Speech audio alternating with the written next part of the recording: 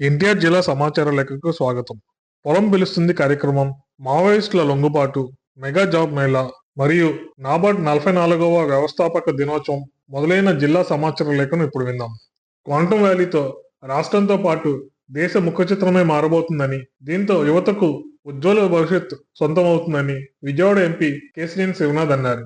ఆంధ్రప్రదేశ్ రాష్ట్ర నైపుణ్యాభివృద్ధి సంస్థ కేశినేని ఫౌండేషన్ ఆధ్వర్యంలో విజయవాడలో మెగా జాబ్ మేళాను ఎంపీ కేశినేని శివనాథ్ ప్రారంభించారు.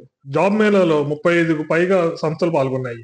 ఎస్ఎస్సి, ఇంటర్, ఐటీఐ, డిప్లొమా, ఏదైనా డిగ్రీ, బీటెక్, పీజీ విద్యార్థులతో ఉద్యోగులు ఇచ్చేందుకు సంస్థలు ఇంటర్వ్యూలు నిర్వహించారు.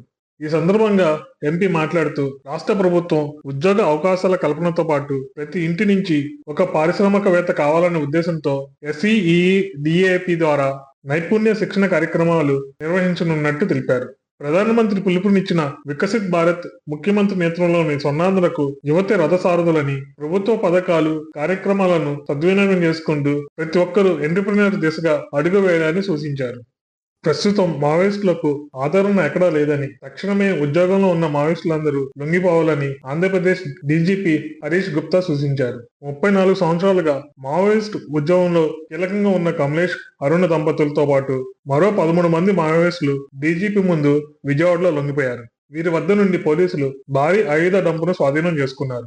వీరికి తక్షణ సహాయంగా డీజీపీ సుమారు 22 లక్షల నగదును చెక్కుల రూపంలో అందజేశారు. ఈ సందర్భంగా డీజీపీ మాట్లాడుతూ, అభివృద్ధి జరగాలంటే హింస ఏమాత్రం ఉండకూడదని, సమాజంలో హింసకు తావు లేదన్నారు. అవుట్డేటెడ్ సిద్ధాంతాలతో ప్రజలను మభ్యపెట్టే ప్రయత్నాలు చేయవద్దని హితవు పలికారు. ప్రస్తుతం కార్యకలాపాలు నిర్వహిస్తున్న వారందరూ జనజీవన స్రవంతిలో కలవాలని, వారిపై ఉన్న రివార్డుతో పాటు ఇంటి స్థలం, ఉపాధి అవకాశాలు తప్పకుండా కల్పిస్తామని డీజీపీ హామీ ఇచ్చారు. ప్రధానమంత్రి ఫసల్ బీమా యోజన పథకాన్ని ప్రతి రైతు వినియోగించుకోవాలని వ్యవసాయ సహాయ సంచాలకులు జగన్మోహన్ రావు అన్నారు. నందిగాంలోని వన్ రైతు సేవా కేంద్రం పరిధిలో పొలం పిలుస్తుంది కార్యక్రమాన్ని నిర్వహించారు. ఈ సందర్భంగా ఆయన మాట్లాడుతూ, 1 ఎకరాకు 160 రూపాయలు చెల్లిస్తే 40,000 రూపాయల బీమాను పొందవచ్చని తెలిపారు. పొటాష్ ఎకరాకు 30 కేజీలు వినియోగించడం వల్ల దిగుబడి పెరగడంతో పాటు గింజ నాణ్యత మంచి దిగుబడి వస్తుందన్నారు. కలుపు నివారణ ఎరువుల యాజమాన్య పద్ధతులపై రైతులకు అవగాహన కల్పించారు. 3 ఏళ్లలో విశాఖ, విజయవాడ మెట్రో పూర్తి చేస్తామని పట్టణాభివృద్ధి శాఖ మంత్రి నారాయణ తెలిపారు. 2 నగరాల్లో మెట్రో ప్రాజెక్టుకు సంబంధించిన సాంకేతిక సహకారం, డిజైన్లు, పనుల పర్యవేక్షణ కన్సల్టెన్సీలు సిస్టా, టిపాతో మంత్రి నారాయణ ఆధ్వర్యాన మెట్రో రైల్ కార్పొరేషన్ ఎంఓయూ కుదుర్చుకున్నారు. అనంతరం మంత్రి మీడియాతో మాట్లాడుతూ, ఆంధ్రప్రదేశ్ పునర్విభజన చట్టం ప్రకారం విశాఖ, విజయవాడలో మెట్రో ఏర్పాటు చేయాల్సి ఉందన్నారు. మొత్తం వ్యయంలో కేంద్ర రాష్ట్ర ప్రభుత్వాలు 20% చొప్పున వాటా భరిస్తాయని, మిగిలిన 60% సాఫ్ట్ లోన్ తీసుకుని నిర్మాణం చేపడతామని మంత్రి నారాయణ వివరించారు. ఎంఓయూలో మంత్రి నారాయణతో పాటు మెట్రో ఎండీ రామకృష్ణారెడ్డి తదితరులు పాల్గొన్నారు.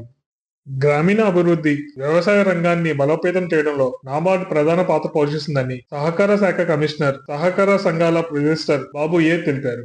విజయవాడలోని నాబార్డ్ ప్రాంతీయ కార్యాలయంలో నిర్వహించిన నాబార్డ్ 44వ వ్యవస్థాపక దినోత్సవంలో పాల్గొని ఆయన మాట్లాడారు.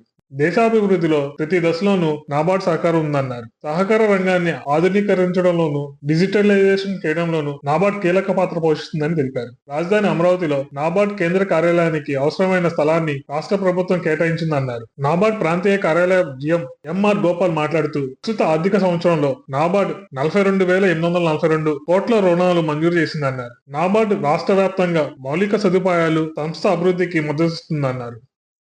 రాష్ట్రంలోని పేద మహిళల ఆర్థిక పరిస్థితిని మెరుగుపరిచి వారు స్వావలంబన సాధించే దిశగా ప్రోత్సహించేందుకు ప్రభుత్వం చర్యలు తీసుకుంటుందని, అందులో భాగంగానే డ్వాక్రా గ్రూప్ మహిళలతో తృప్తి క్యాంటీన్లు నిర్వహిస్తున్నట్టు రాష్ట్ర పురపాలక పట్టణాభివృద్ధి శాఖ ముఖ్య కార్యదర్శి సురేష్ కుమార్ తెలిపారు. విజయవాడలోని 1 టౌన్ పంజా సెంటర్లో ఏర్పాటు చేసిన తృప్తి క్యాంటీన్ ను ఆయన ప్రారంభించారు.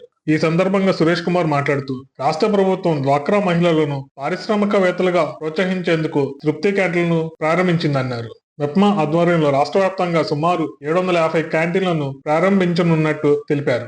ఇప్పటికే నెల్లూరులో తృప్తి క్యాంటీన్లు ఏర్పాటు చేయగా రోజు 10,000 నుంచి 15,000 వరకు ఆదాయం డ్వాక్రా మహిళలకు వస్తుందన్నారు. విజయవాడ నగరంలో మరికొన్ని చోట్ల అన్నా క్యాంటీన్ల మాదిరిగా తృప్తి క్యాంటీన్లను ఏర్పాటు చేస్తామని చెప్పారు.